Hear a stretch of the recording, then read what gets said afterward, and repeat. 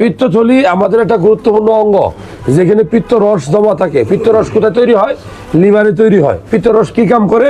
আমরা যে ভালো ভালো খাবার খাই, দামি দামি খাবার খাই, বিরিয়ানি, পোলাও, রোস্ট, মুরগি, গরু, ছাগল, ভেড়া, ঘুষ, সুদ, এগুলারে হজম করার জন্য আল্লাহ প্রদত্ত পিত্তরস আছে, যেটা লিভারে তৈরি হয়, পিত্তথলিতে জমা থাকে।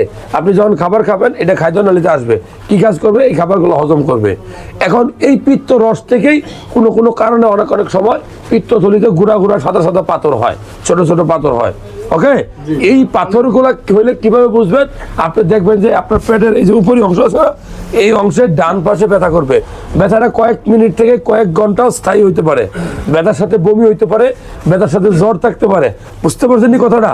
আপনি যে খাবারগুলো খাবেন ঠিক মতো হজম হবে না। চোখ, মুখ অনেক সময় হলুদ হয়, জন্ডিস হয়ে গিয়ে, কারণ এই পাথরটা যদি ঘুরাতে বা নালীতে আটকে যায় তাহলে জন্ডিস হয়। তাহলে পিত্তথলির পাথর একটা ইম্পর্টেন্ট জিনিস। শুধু প্রস্রাব নিয়ে কথা বললে হবে না। তাহলে এই ধরনের লক্ষণ দেখা দিলে পেটের উপরিভাগের ডান পাশে, তাহলে বুঝবেন যে পিত্তথলিতে পাথর হয়েছে।